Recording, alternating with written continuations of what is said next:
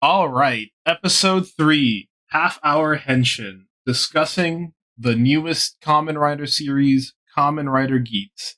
As always, I am one of your co-hosts, Sleepy Witch, and joining me today is, as always, DJ Azure, the 2.5D hero talkatuber.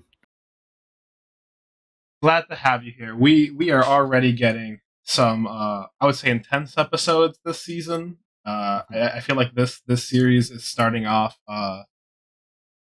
deadly, if anything. Oh, Uh, yes, it is. Yes, it is. if anything, so if you're starting off to a small callback from last week's episode, you were talking about the fact that you were like, oh man, I can't believe it. They have oh god, I forget the Emperor Penguin guys, Ginpen. Genpen. You were like, they even have Genpen in the opening, and now we have the opening without him, and there's just static where he used to be. Yeah, but man, even before the opening hits, like the whole thing with like Ace, like it's like I'm gonna find you. It's like ooh. So he's trying to get heat for some reason, and it's like ooh, that's gonna be insane. Yeah, he's trying to find someone, which like I said, it's given us the it's given us the like, okay, how many times has Ace actually played through this game? How Mhm. how many times has he gone? What has he experienced? There's a good chance that like by the end of the series we find out like Ace is like 200 years old or something. Maybe, Uh, maybe. I mean, we'll see because unless the game like resets a bunch of stuff, it seems that at least the world resets itself. The next day, at least like all the damage is done, so time still flows correctly. But it's just that yeah. So I don't think he's that old. yeah, but here's the thing: if he's had basically a wish every time he's reset, it could be possible. Very, Uh, very true. but yes, so far, my favorite part of the early beginning was we get to see more Desire Drive Desire Grand Prix rules with Sumire, and the fact that he just jumps out his window afterwards, and you just hear the scuttling, like she's just like running through buildings was very funny. I very much enjoyed that. Yeah, I yeah that was great. And then yeah, we Yeah, get a little bit more about Neon, yeah, like her actually life. just yeah. Yeah, I mean, we start off with a little bit of Tycoon being like, "Man, everything's really fucked. I'm having a little bit of a diary," and we cut to Neon, whose family life is seems really shitty. Her mom is basically like, you're living the best life you can, so can you stop trying to be happy and do other things? Yep. And then everyone starts freaking out over the collab because Ace just shows up. Yes, that was very funny. She's a big idol, so everyone freaks out the moment that they saw that they see him walking. For a second, I didn't like recognize the shoes or whatever. So for a second, I thought it was Tycoon who had just like walked by after like talking to the thing. So I thought it was gonna be more of one of those jokes that like she's kind of like an idol, and there's a guy on her live stream. It's just like some random schmuck she seems to know. So I thought it was gonna be the joke of where like Tycoon was gonna be labeled like, is this like Neon's boyfriend? And then it would be one of the things where like just like regular people just look at him and they're like, oh my god, that's the guy, and everyone like hates him. You know what I mean? I thought that was gonna be the joke for a second. Nah, yeah. But it didn't end up that way, but still it was funny. And then, we basically Oh my god, once again I love the yeah, we bodyguards basically asking for his autograph. oh man, that was great. And it's like all in English too, because they are Western stuntmen, if I remember Yes, correctly. yes, you were telling me about that. It was really cool. I really liked. They were really into it. Yeah. Uh, I And then think we it's see a little bit and then we see a little bit of Dupin's like, like really creepy, like, oh man, I hate the world. yeah, Right yeah. I like that they run off. I like that the desire thing can like teleport them just so they could like basically leave without being seen. One of the Yep. funniest things on like on some of the common writers is that like sometimes it's kind of like, oh, your identity should be a secret or something like that, but like they just like walk out and like transform in like broad daylight in front of groups of people and stuff. Yep. Like what's it called, the fact that by like halfway point through Gaim, where people are starting to blame all the beat writers for all of the problems that are happening, and people like look at like Kota and they're like, you're one of those beat writers, you play with the logs, and he's like the main one, dude, he's the one who transformed. The DJ Cigar is out here posting video. How did none of you know? But yeah, it's kind of cool. They get sent out, and then we get zombie explanation. Yeah, man. All yeah, there were so many things like in there, like thankfully, the people that make it so that we could read it, um, is like what's it called? Uh, they actually did translate all the rules, so you have like kill, rescue, headshot, back shot, 2 combo, 3 combo, assist, special move combination, first blood, 1 shot, long shot, point blank, no damage, revolve change, no weapon kill, and then you have like negative things or which are like overkill, leaving the area, attacking other players, and sabotage. And it's really funny because like some of that stuff does come into play. Yeah, it was a really good way to like introduce things. I mean, it was a really simple, like a Chekhov's gun. Like you set something up to have it pay off. Mhm. Uh, and then as always, we get Ace being a cocky little shit, being like, "Hey, I'll bet you your nice zombie buckle that I can beat you with this real shit ass buckle." Mhm. And then they get transported in, and it's so cool because they all have a different pose. Yes, I was so excited about this. I love seeing everyone's like personality go through. The other thing we haven't said before we go into this, they've basically said that whoever is has the least points basically gets eliminated right away. So we already have like Mhm.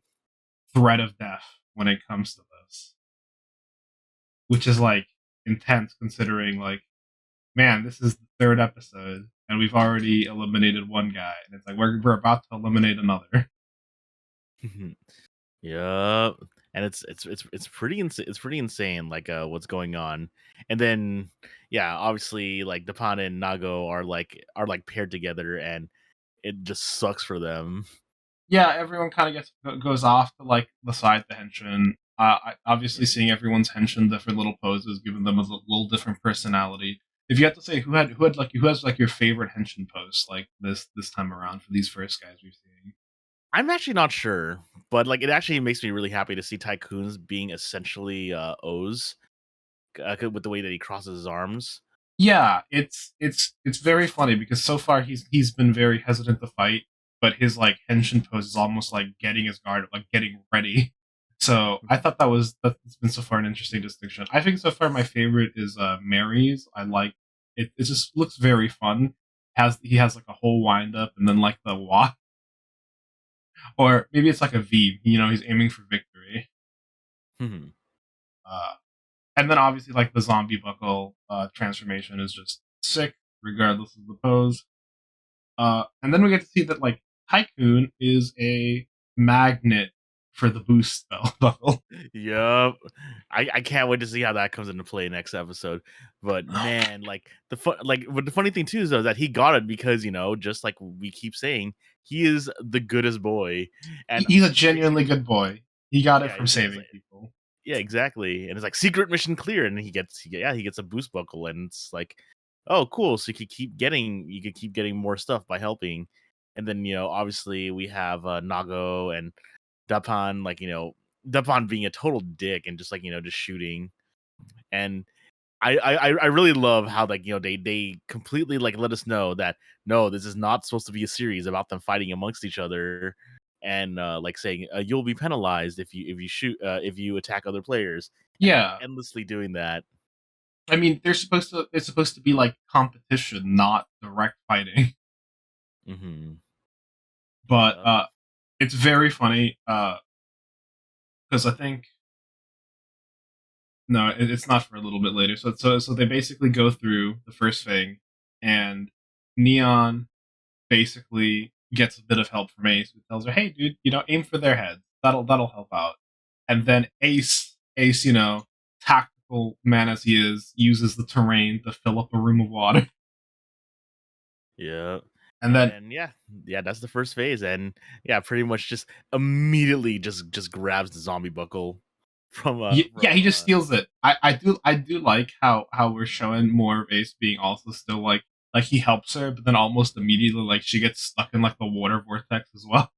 hmm Yeah, it's actually really funny too because like seeing how cocky Ace is, my like during my Sunday watches, we just started Kamen Rider Kabuto, and Tendo Soji, the man who will walk the path of heaven.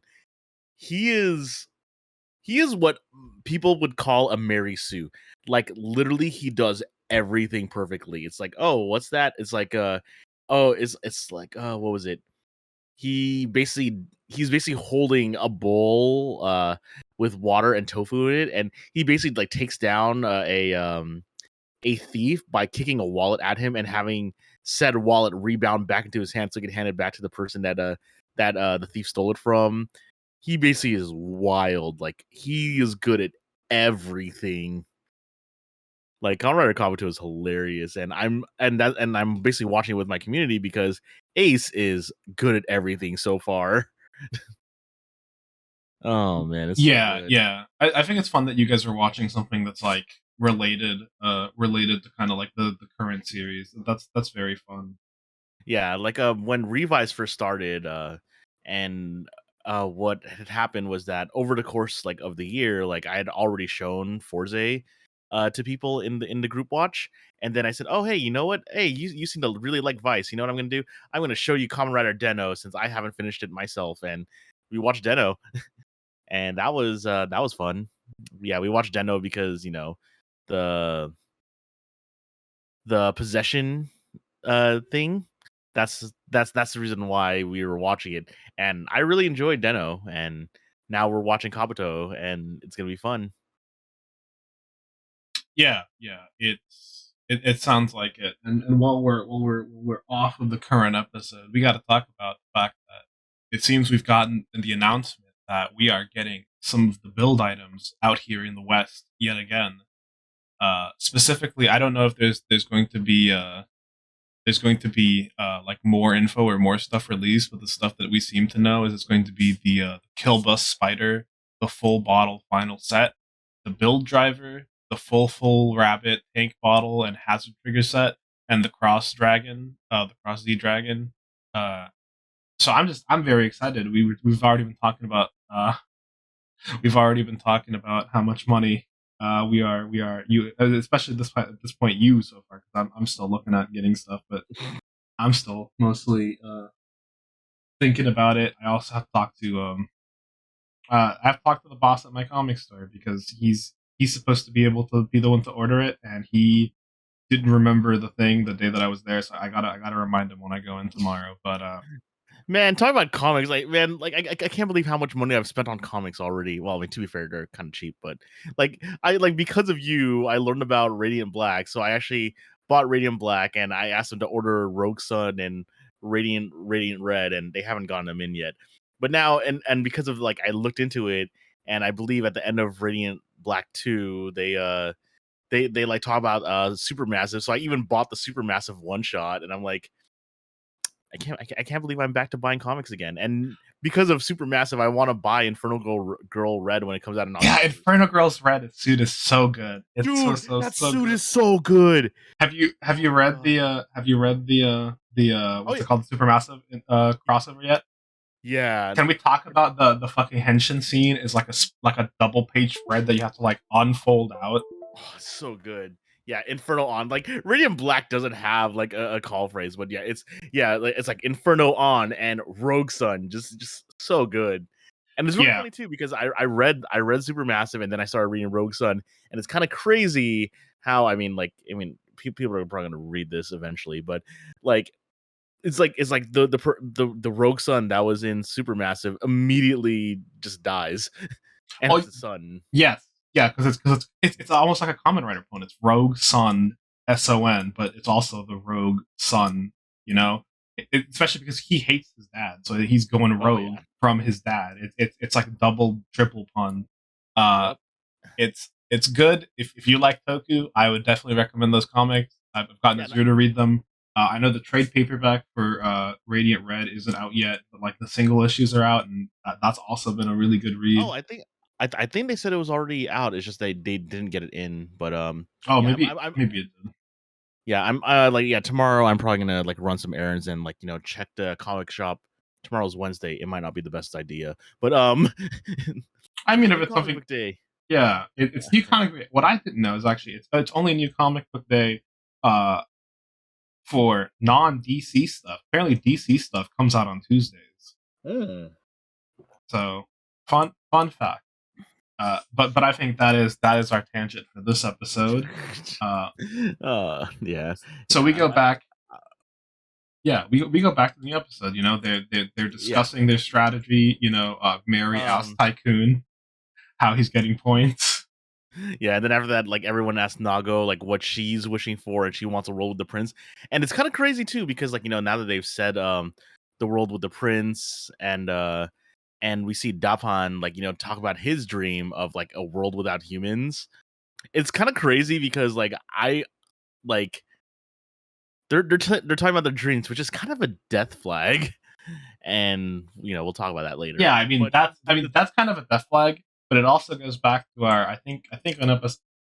Look, there's only 2 episodes, and one of those 2 episodes, you were like, the pawn looks like someone who would commit war crimes, and considering the fact that his wish is to kill everyone, basically, yeah. I guess you were right. Yep, and I mean, it wasn't just me. Like, it's actually just like it was actually some stuff that I read on Twitter, and my buddy was telling me too. It's like, dude, like this guy's gonna be Demichi. He's gonna be the war crime writer. And Yeah, I mean, it doesn't look like you were incorrect. Nago, I thought it was very funny that since it's a game, she was trying to like pay to win. yeah, it was great that they did that it's like I was basically watching, and I'm like, it's like this is good game design. Only cosmetics are able to be bought. Yes, which are very cool. I would like to see a full fashion line for the Desire Grand Prix stuff. Oh, Like no. eventually, that would be pretty good. Dude, that is just asking P Bandai. That is just asking us to hand over our weapons. Yeah. Wallets to P Bandai. Well, yeah, the biggest problem I have, especially with clothing, is if it doesn't actually come out like in P Bandai in the US, that like those sizes are way too small for me. I got like I have broad shoulders, and so even like Japanese size double XL, I will not fit in well. I will fit in very uncomfortably if I fit in at all. And but one of the things that's like really really like curious about all this is that I think that's basically confirming that of the actual like big rise buckles, there is only one of each. Like I'm assuming that's what it means. Like since you can't get better loot through that, I mean, like since we already saw the boost buckle go away, I mean, see, I think I don't know if one of each. see I don't know if we're confirmed yet. There might still be more drops and we might see it, but it's very possible that it could just be a one of each situation. I still think it's a little early to say, basically. Mm-hmm. And then I like how fucking Tycoon just has so much like information about Neon, just like from osmosis from his sister, basically. Yep. Yeah, it's like you basically see him doing chores in the background, like cooking, and then like his sister's just watching Neon, and it's hilarious. Yeah, it's very good. Then so far, Mary continues to be hilarious. I think when he was saving people, he was like, "Is anyone about to be bitten? Can I help?" And then the other thing too, though, is that like Dapan is just like, oh hey, let's all work together, and it's like everyone's like, what is up with you? This doesn't look right. He was like, "I'm a big fan, actually. I was just shy to talk to you." And then he basically leads Nago into a trap. Which means we get to see Ace use the zombie buckle to kick some zombie ass, which was very cool. The like fight car choreography so far has been very fun, especially because they've chosen like some good environments with them being able to like have a bunch of places to like jump off and on of. Some good different elevations for the fight. And then it's like it's always really fun watching Toku because like him being like shot at by the pawn and he's like jumping and he just like does a flip in the middle of running. Like that's so unnecessary, but it's like it's about the aesthetic. It looks awesome. He's like backflipping while he runs. Yep. And then after that, then we see Dapan like shoot shoot Nago in the back, and it's like, it's like you'll be penalized for attacking other players, and then it just gets kind of insane from there. And it's kind of funny too, though, because like the way that Ace was leading Dapan away from everything, um, while getting shot at, it was kind of funny, like you said, like, yeah, backflipping and just doing stuff. Yeah. Also, I'm always a really big fan of whenever they like use the rider transformation as like almost like movement tech. The fact that he dodges one of the shots from the pawn by using revolve with the zombie buckle. Yeah, that was actually kind of hilarious. But anyway, we got to see the main like zombie finisher for this week, which was awesome. The only thing I thought for a second is when the gravestone came up underneath the pond, I thought he was going to be sent like kind of like flying up so that you could catch him on the way down, you know. Oh yeah. But he gets finished off, and after he takes him out, you get to see people being like, "Why?" Buffa's like, "You're gonna get points off for this. It's not gonna look good for you." And he's like, "Nah, don't worry, I'm good." And at that point, I was thinking, "Oh man, maybe Geets knows more about the zombie buckle." Because my thought at this point was like, "Oh, he's wearing the zombie buckle in the zombie mode, so maybe he counts as a zombie while he's wearing it, so he's actually exempt from that rule." I thought there was going to be some way to like, so there was going to be a way to maybe like synchronate the rules of specific events based on which buckle you had. hmm And then yeah, we basically just see him like just whining about it. Yeah. So yeah. And Oh then wait, actually no. We didn't see his wish until after until that sequence. Yeah, because he was supposed to be what? He was supposed to be a basketball player, and then yeah, gets not isekai'd, but just gets hit by a car.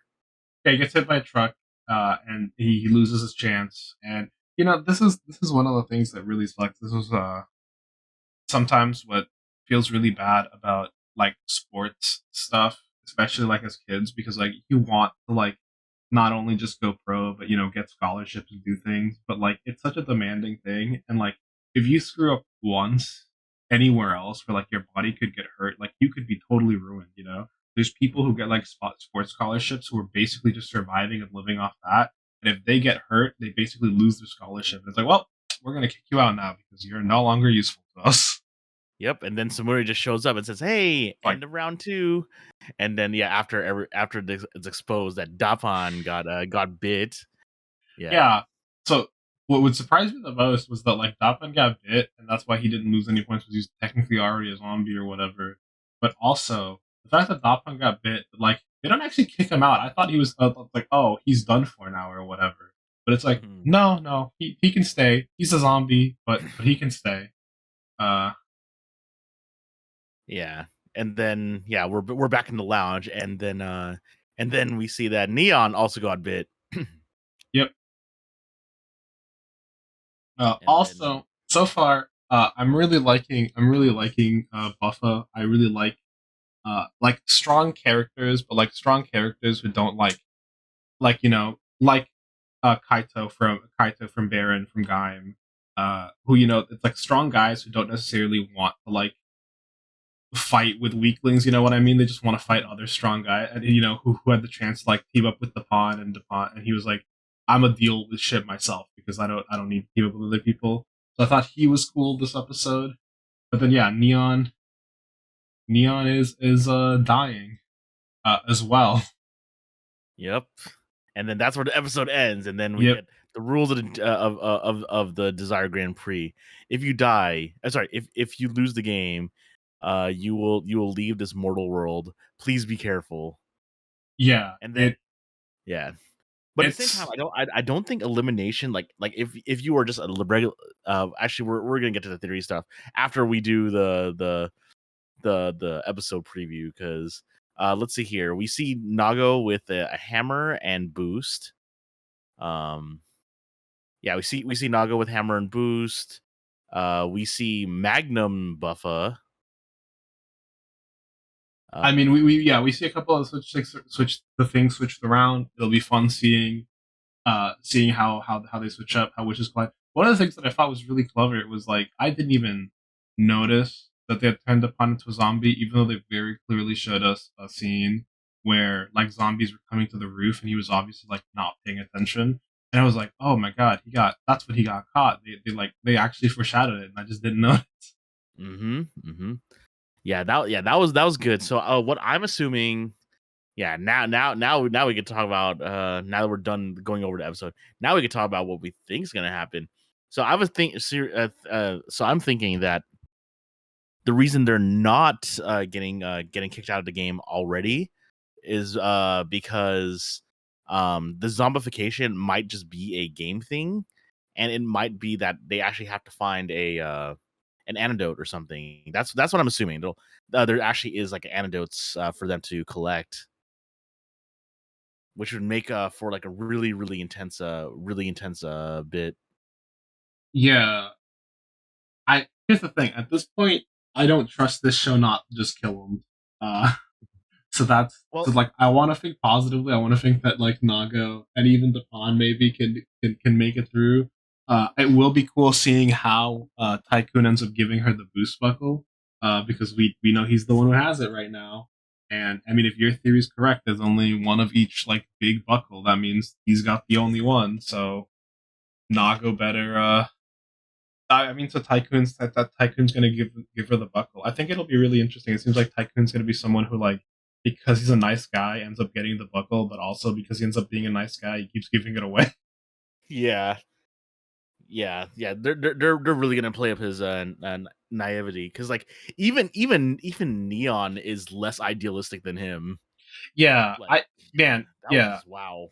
yeah. The stuff with Neon is I mean, it's sad living that kind of life. Feeling almost like a cage bird kind of thing where you have to live the life that is like predetermined for you. Uh, And I mean, I feel like she talks about wanting her prince, but she honestly probably just wants anyone who can like get her out of there. Yeah. Yeah, like yeah, they make a big point of how she just wants to be free, and they do a really good job of like, conveying that. And like I said, it's just really interesting how she is what's it called? Yeah, like I said, less idealistic. So I have a feeling that we're gonna get a Neon speech, and that's why Tycoon gives it, and then we're gonna get a Tycoon speech for why he's okay with giving the boost buckle to people. Yeah, yeah.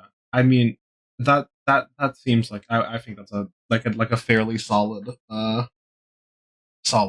prediction. Yeah, a lot can change. One Mhm. of the things I've noticed is that they sometimes they'll show those previews, and like the thing that I think is funny is sometimes they'll show the previews and like the preview for the next episode, and like 90% of it will happen in the last like 5 minutes of the new episode. Oh yeah, yeah. So that will be a whole interesting thing. I want both Dupont and Naga to make it. I think it's too early to be losing this many people, unless we're like gonna do like multiple loops where we're like gonna Yeah. be winning and losing people. I like Neon's character. I think she's cool. Uh, I think it'd be interesting for Dupont to maybe even have like a redemption because he's like quote unquote bad guy-ish this early. Maybe he is like a Michi, but maybe he's a Michi who'll have an actual older brother that cares for him. So maybe Tycoon kind of thing. I don't know. Uh, Yeah, we'll see because it we'll seems that see. We are running out of time. We got about 50 seconds left. So before that, if anyone watching has any theories, yet again, halfhourhenshin@gmail.com. Anything you guys want to discuss? Any questions for us? Any of that stuff? Hit us up. Uh, we're trying to like keep this compact because honestly, I'm pretty sure we could go on forever. I was talking with a friend about Toku, and we basically ended up talking for like 3 hours when we didn't mean to. Uh, yes, I currently might depending on how I'm feeling after I finish build, instead of going directly to another common writer and finishing up fours, I might do a small break on writer and watch some Sentai. And he's ooh. been recommending the new one, Don Brothers. Uh, Oh, he, dude, Dawn Brothers is so much fun. But yeah, we can yeah, talk about that another time. We can talk about that another time. yeah, but we'll see. We'll see how we're doing.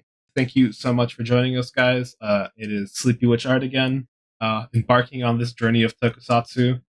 You can find me on Sleepy Witch Art at most things. I will be drawing. I will actually be to raise money for a couple of things. I will be taking commissions, and if anyone wants writer-related commissions, there will be a discount on those. And joining me as always is my co-host. I'm DJ Azure, your 2.5D here TalkTuber, and you could find me on Twitch.